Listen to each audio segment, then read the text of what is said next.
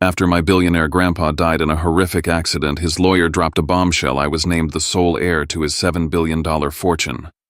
My parents and brother exploded in rage, demanded I hand it over, and when I refused, they kicked me out that very night. With nothing but a suitcase and a key he once pressed into my hand, I drove to his mansion. I thought I'd finally found shelter. But the next morning, when my family stormed through the gates to throw me out, they stopped cold the second they saw who was standing beside me. My name is Riven Whitlow. This is not just about money, it's about betrayal, survival, and the last gift from the only man who ever believed in me. I'm about to share something close to my heart. But before I do, can you say hi in the comments or tell me where you're from? I love hearing how far my story reach. It's always good to know I'm not alone in this. Thank you. And now, let me tell you everything. If my story touches you, please subscribe to this channel. Every view, every comment, every subscription reminds me that even when your own family turns their back, strangers out there can still choose to stand with you. I was never the son my family wanted me to be. At 30, I taught piano lessons in a cramped studio downtown, scraping by on rent and secondhand groceries, while my father Graham, my mother Elaine, and my brother Trent lived in a world measured by corner offices, tailored suits, and expensive cocktails. To them, my life was a disappointment, a quiet embarrassment they tolerated but never respected. Yet, in that small studio with its pine-scented walls and the soft glow of a single yellow lamp, I found meaning in every clumsy note a child struck and every pair of small hands learning to move across ivory keys. That was my world until the night my phone rang. It was late. My last student had left the echoes of scales still hanging in the room. I sat at my desk marking finger positions on a worksheet when the number flashed across my phone. Unknown caller. I nearly ignored it. Something in my gut told me to answer. Mr. Whitlow, the officer's voice was heavy, practiced in delivering bad news. There's been an accident. Your grandfather, Harrison Whitlow, he didn't make it. The pen slipped from my hand, bleeding ink across the paper. My chest tightened. The air seemed to collapse around me. My grandfather, my anchor, my one defender, was gone. The next days blurred into black suits, cold handshakes, and the suffocating grandeur of the First Presbyterian Church in Asheville.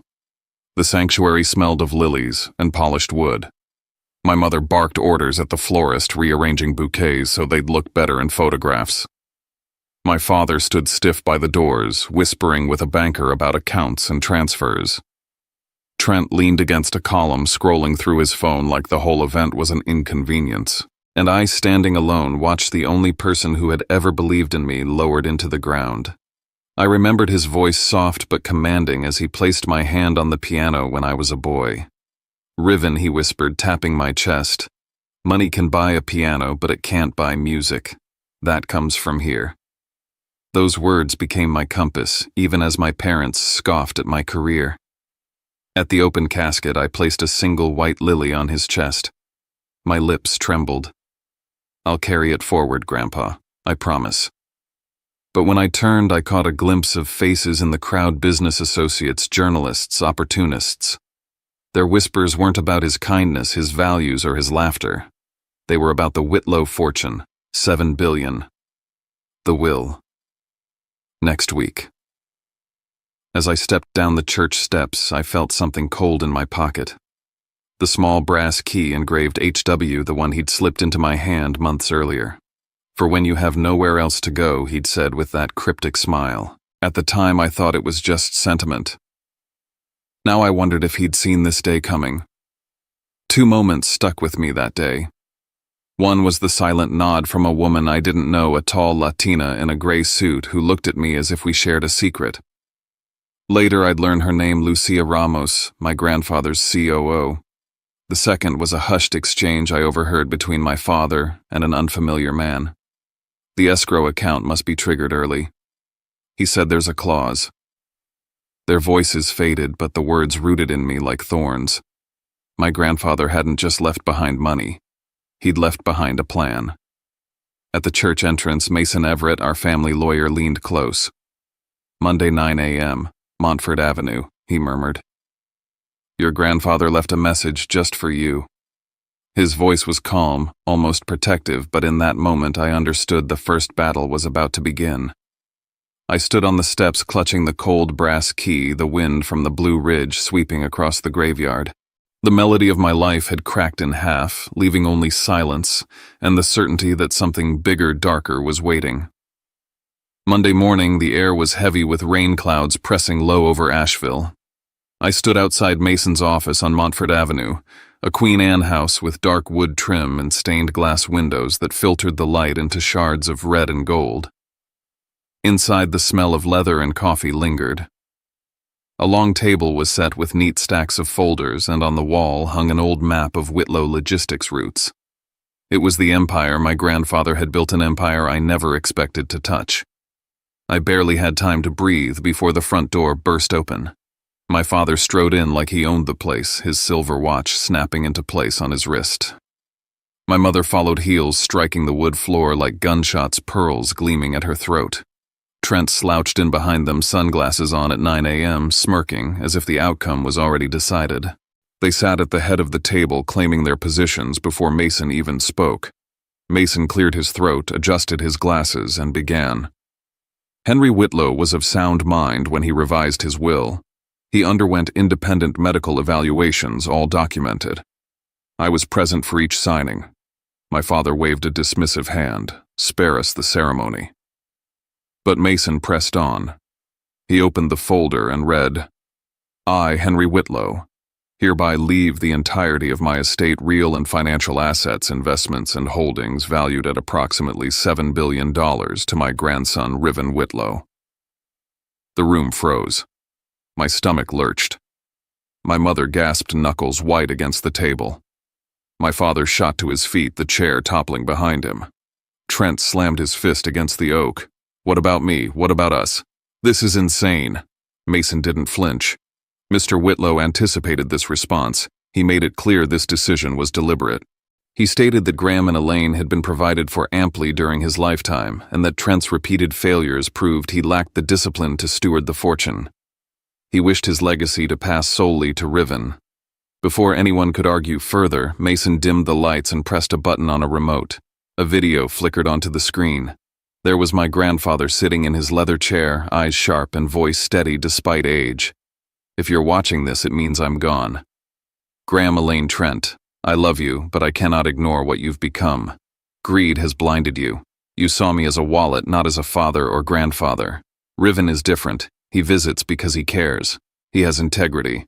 He will carry my legacy with dignity. The silence afterward was crushing. My mother muttered a curse under her breath. My father accused the screen of manipulation. Trent demanded a startup fund, shouting that Grandpa had promised. But the evidence was unshakable. Finally, Mason slid a small envelope toward me, sealed with red wax and my grandfather's initials. He left this for you, Riven. To be opened only when you're alone. My fingers trembled as I pocketed it. The shouting escalated. My father's fists trembled on the table. My mother hissed about betrayal. Trent demanded capital. Through it all, I stayed quiet, watching, memorizing, letting their rage wash over me like a tide I refused to drown in. Then Mason revealed something none of us expected. There is also a codicil, a safeguard. If within 6 months of Mr. Whitlow's death, Riven signs away control of the estate, 80% of the assets will automatically bypass the transferee and instead flow into the Harrison Whitlow Foundation. In short, if coerced, the fortune will dissolve into philanthropy rather than enrich anyone else. The fury in my father's face was like fire. He planned this. He planned to strip his own son. Mason's gaze was steady. He planned to protect what mattered. And then came my grandfather's last words in the video. Riven, you will not be alone. They know where to find you. I didn't know what he meant, but I felt the weight of it like a hand resting on my shoulder from beyond. When it ended, I walked out into the damp morning. My phone buzzed. A message from my father tonight. 7 p.m. Be home to discuss. Or don't call me father again. The key in my pocket pressed sharp against my leg. The sealed letter burned in my hands. And I knew whatever came next would decide everything. Dinner that night at my parents' house in North Asheville was staged like a reconciliation, but it was nothing more than theater. The sandstone walls, the glass panes gleaming with reflected firelight, the heavy furniture polished to perfection, everything about that house spoke of power, and none of it felt like home to me. We sat at the long mahogany table. My father set down a folder, his tone deceptively calm. "Riven, let's be reasonable. Sign this transfer. In return, you'll get a 10% allowance for life. More money than you'll ever need." He slid the papers toward me with the smoothness of a man who believed the deal was already done. I opened the folder. The language was cold, clinical. My eyes caught on the clause I'd learned about only hours before the safeguard my grandfather had built. If I surrendered, the assets would bypass my family and flow into the foundation. My father thought he was cornering me. In truth, his trap was lined with my grandfather's foresight. "I'm not signing," I said, my voice quiet, but steady. Silence fell like shattered glass. My mother's face twisted, her voice sharp as a knife. "Ungrateful. After everything we gave you, private schools, lessons, a roof over your head, you dare turn your back." Trent leaned forward, sneering. "Enjoy your billions, piano boy. You'll drown in it." My father slammed his glass down on the table, the crystal ringing. "Either you sign or you leave this house tonight. You will not walk out as my son if you refuse." I rose without a word, the chair legs scraping across the stone floor. My old room was just as I had left it years ago, the blue quilt, the dusty piano trophies lined on the shelf, the recital photo of me with awkward posture and a too big bow tie. I stuffed a few shirts into a duffel, grabbed the photo of me and my grandfather by the grand piano, and tucked my music notebook under my arm. My hands shook, but my chest burned with something stronger than fear. In the garage, the smell of oil and damp concrete surrounding me, I opened the sealed letter. My grandfather's words stared back at me. "If you read this from a place that no longer feels like home, go to Seven Oaks tonight. Grant will know what to do. Do not fear the sound of cameras." My throat tightened. Even in death, he was guiding me, anticipating every cruelty they would unleash. I returned downstairs, duffel slung over my shoulder. My father stood waiting, arms folded, face carved from stone. I placed the pen back on the table, pushing the folder toward him. "I'm not signing." The front door was thrown open. Cold air rushed in. Rain hammered down outside, hissing on the stone steps. My mother's shrill voice followed me as I crossed the threshold. "You'll regret this. Family is forever. Money can't keep you warm." The door slammed behind me. I walked into the downpour, gripping the brass key in my pocket so tightly my palm ached. Through the blur of rain on the windshield, I saw the lights of the house flare on all at once. In my rearview mirror, Trent stood by the window with a phone to his ear. His mouth moved words I could almost hear. Plan A failed. What about Plan B? My gut twisted. There was more coming, something I couldn't yet see. The road shimmered under street lamps, puddles reflecting the gray sky. My tires hissed across slick pavement as I drove through Asheville's sleeping streets. The prelude I had never finished teaching a student played itself in my mind, each note incomplete, unresolved. By the time the iron gates of Seven Oaks rose ahead, the rain was a wall between the past and everything that waited for me. I slid the brass key into the lock. A heavy click echoed through the storm. The gates swung open, and I stepped into the only place that had ever felt like sanctuary and the battleground my grandfather had left behind. The drive wound uphill through oaks, dripping with rain, the gravel crunching beneath my tires. Lights glowed faintly in the windows of Seven Oaks, the estate that had once been my childhood refuge. Tonight it looked like a fortress, silent and waiting. The front doors opened before I could knock. A tall man with graying hair and a pressed suit stood in the doorway. His eyes softened when they found me. "Mr. Riven," he said with a respectful bow of his head. "Your grandfather knew you'd come tonight. It was Grant Holloway, the man who had been at my grandfather's side for decades. He led me through the grand foyer, the air rich with the scent of cedar and lemon polish. The marble floor reflected the chandelier's glow. The sitting room still carried the faint musk of wood smoke. The grand piano in the music hall sat under its velvet cover, silent as if waiting for my hands. Through the tall windows I could see the rain-slicked roses in the garden, their petals heavy with water. "Come," Grant said, his tone steady but grave. He guided me down a corridor lined with portraits of Whitlow ancestors, their painted eyes seeming to follow me. At the end was a steel-reinforced door. Inside, the hum of machinery filled the space, a wall of monitors casting a cold blue light every corner of the estate under surveillance. "He had this installed last year," Grant explained. "Said there would come a time when it would matter. He told me it would be family we'd need to guard against." The words struck me harder than I wanted to admit. To need cameras against your own blood. My grandfather had seen this coming long before I had. Later, I sat by the fireplace in the study, staring at the old chessboard we used to battle over on Sunday afternoons. The sealed letter weighed heavy in my pocket.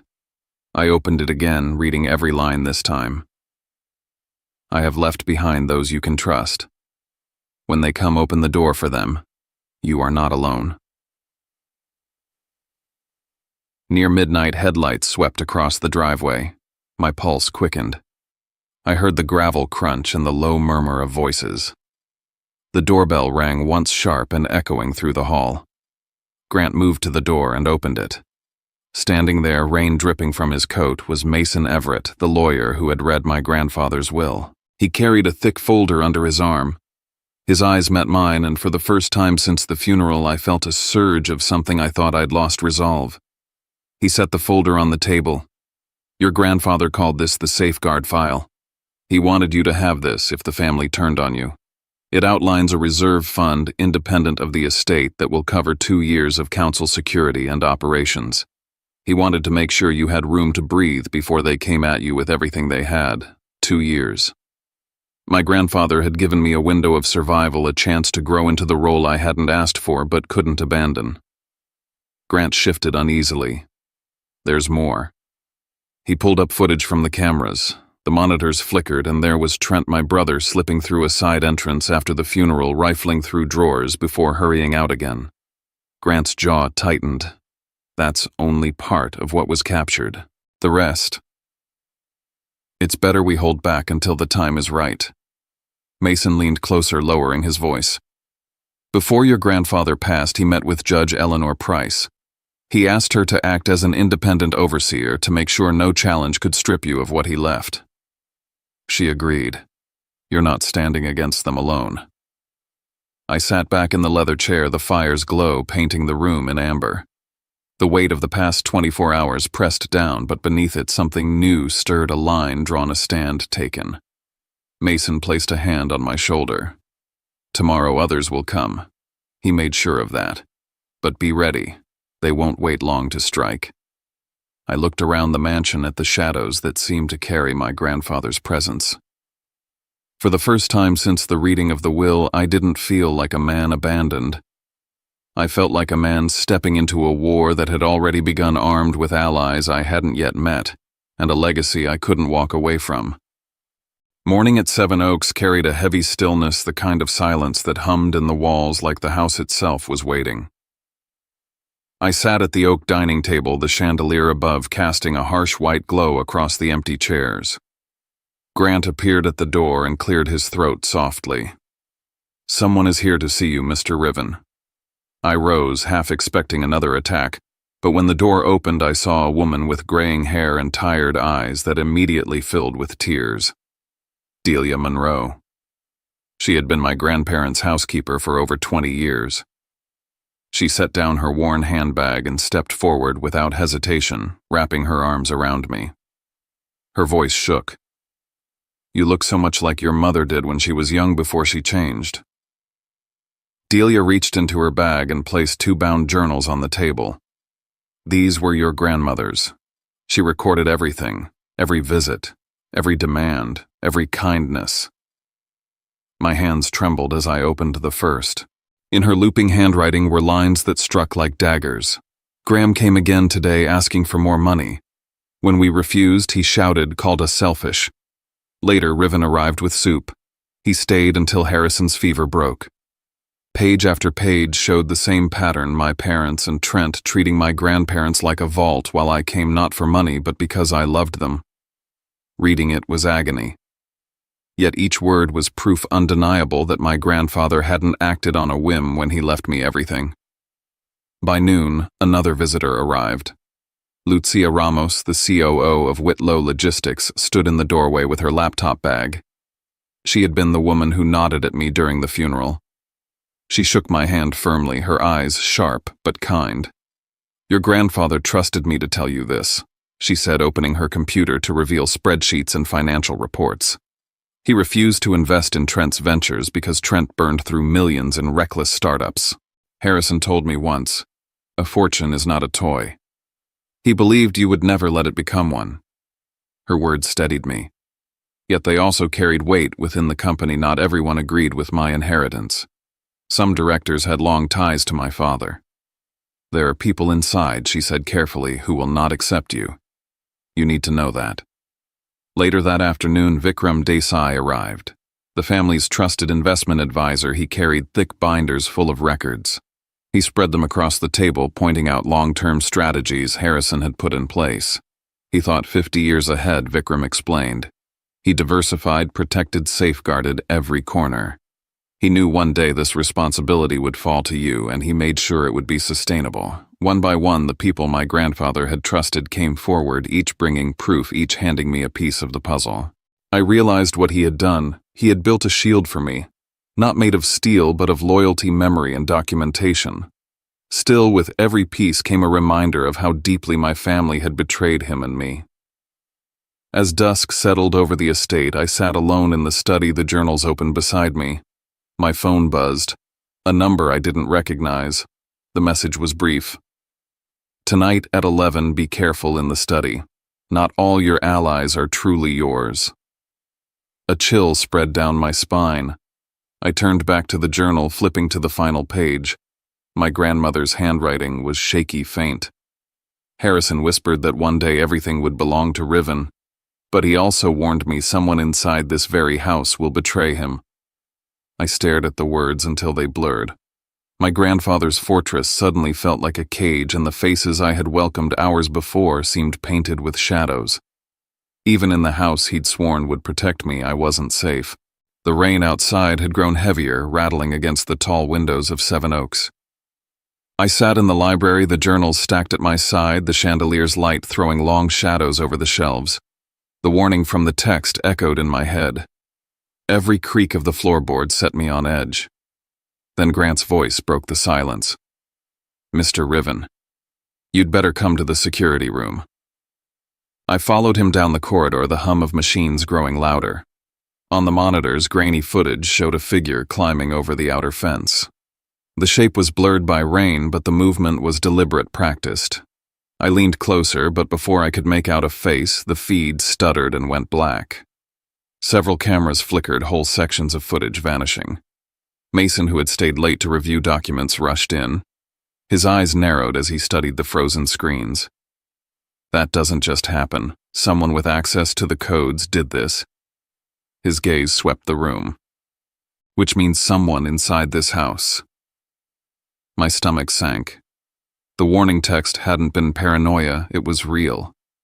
The betrayal wasn't coming from outside. It was within the very circle my grandfather had left me. That night, unable to sleep, I walked the halls of Seven Oaks. The storm roared outside, thunder shaking the windows. Halfway down the corridor, I froze. Footsteps. Soft, deliberate, not mine. I turned sharply, but the hall was empty. The portraits of my ancestors stared back at me in silence. When I returned to the music hall, I stopped cold. On the piano, lit by a single lamp, lay a folder that hadn't been there before. My hands shook as I opened it. Inside was a photocopy of a legal agreement stamped and signed with my name. The document claimed I had already authorized the full transfer of the Whitlow estate to my father. My chest burned with fury. The signature looked like mine down to the curve of every letter. Mason examined it under the light, flipping through comparison samples. "It's forged," he said grimly. "But whoever did this knew your hand perfectly. Look here, these strokes match Trent's old notes almost exactly. If he didn't sign it himself, he had someone mimic your style." The implication was clear. My family wasn't just trying to force me, they were preparing evidence to drag me into court, to strip me not just of money, but of credibility. Near midnight, the phone rang. The number was blocked. I answered, my voice tight. "Hello." A low, rough voice came through, almost drowned by static. "If you want the truth, come to the old docks at French Broad River tomorrow morning. One of the people you trust isn't who they claim to be." The line went dead. I stood alone in the great hall, the fire spitting embers, the shadows leaping on the walls. In my hand, the forged document felt heavier than steel. Outside, the storm battered the estate, but inside it was the silence that suffocated me. I realized then that the battle I had feared with my family was no longer just a matter of blood. It had become a war of shadows, betrayal, and deception. And somewhere inside the very walls of Seven Oaks, someone was already playing against me. The French Broad River lay quiet under the gray morning sky, the air cold enough to sting my face. I parked by the abandoned dock, its wooden planks warped and slick with moss. A lone figure waited at the end, collar pulled, high hat shadowing his face. He didn't speak at first, only handed me a small USB drive. His voice, when it came, was rough, as though torn from his throat. "Watch carefully. Not everyone Harrison trusted is truly loyal to you." Then he turned and disappeared into the mist, leaving me with nothing but the sound of water lapping against the posts. I drove back to Seven Oaks, every turn of the wheel heavier than the last. Grant was waiting in the study. Together we slid the drive into the projector. The screen filled with grainy footage, Lucia Ramos seated at a restaurant table across from my father. She leaned forward, sliding a folder across to him. His hand closed over it like a snake coiling around prey. The room erupted in murmurs. I felt my pulse hammering. "Lucia, explain this." My voice was colder than I intended. She straightened her back, her face tight. "That's not what it looks like. Harrison told me to monitor Graham's movements. That could have been a setup. Look closer. The timestamps don't even match." Before I could respond, Vikram leaned over, eyes fixed on the screen. "She's right. Look here, frames spliced, pixels blurred. This was edited. Someone wanted you to doubt her." He turned to me with quiet urgency. "This has Graham's fingerprints all over it. He's trying to fracture us." The room swelled with voices, accusation meeting defense, loyalty colliding with suspicion. I looked from face to face, doubt settling like smoke. Every ally my grandfather had left me now seemed under a shadow. By nightfall, the estate felt colder. As I returned to my study, something caught my eye. An envelope slipped under the door. I tore it open with shaking hands. Inside were photographs of me and Mason meeting privately in his office, grainy but clear enough to spark doubt. Across the bottom, scrawled in thick black letters, "The closest one is the most dangerous." My chest tightened. Mason had been my anchor, the one constant voice of reason. Now even that bond was under attack. I looked around the study at the faces of those who had sworn to protect me, Lucia, Vikram, Grant. None of them met my eyes. That night I sat alone at the desk where my grandfather once worked. The journals lay open, the photographs scattered across the wood, the USB still glowing in the projector. My grandfather's words echoed. "You will not be alone." Yet for the first time I felt utterly terrifyingly alone. Engines growled outside the gates the following evening. From the security monitors I watched sleek black cars roll to a stop, headlights piercing the rain. Men in suits spilled out, briefcases in hand. And at the center, Graham, Elaine, and Trent, their expressions hard with intent. The great hall of Seven Oaks blazed with light when they entered, their shoes striking the marble like gunshots. My father's voice cut the air. "Riven is unfit to manage the estate. We have evidence documents signed in his hand." One of the lawyers opened a briefcase, laying out the forged contract that bore my name. The paper gleamed under the chandelier, damning in its neat lines. I rose, steadying my voice, though my hands shook. "That is a lie." Mason stepped forward beside me, placing the real will and its codicil on the table. "The estate is protected by a clause Mr. Whitlow himself designed. If Riven signs anything under coercion, the assets dissolve into the foundation. Nothing passes to Graham, Elaine, or Trent. The opposing lawyers faltered. My father's jaw tightened, but before he could recover, my brother lunged forward, his voice cracking with fury. "Enough of this charade, this is mine, all of it." His face was red, his fists clenched, the mask of composure gone. I looked him straight in the eye. "If Grandpa had believed you were worthy, he would have given it to you years ago. He saw who you really are." My mother's sobs filled the room. She clutched at my father's arm, her voice dripping with accusation. "How could you betray us like this, after everything we gave you? You've turned your back on your family." I breathed deeply, forcing calm into my words. Family doesn't hold love hostage. Family doesn't demand signatures at funerals. Grandpa chose me because he knew I would not betray what he built. For a moment, the room was pure chaos.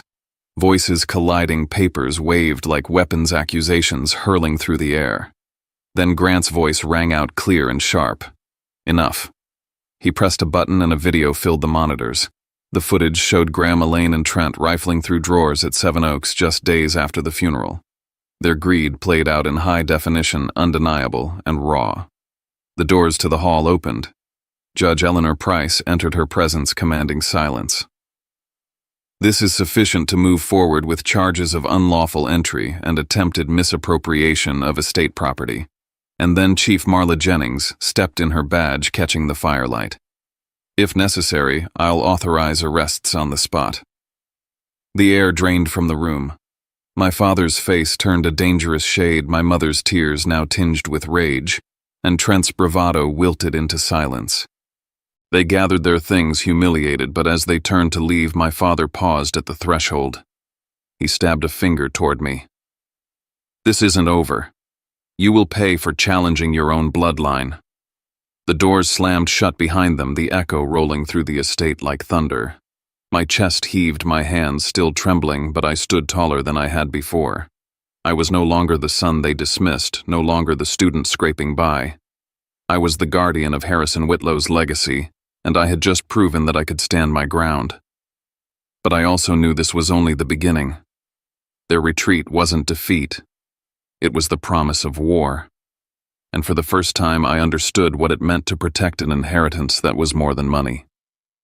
It was a fight for truth, for loyalty, for the very meaning of family.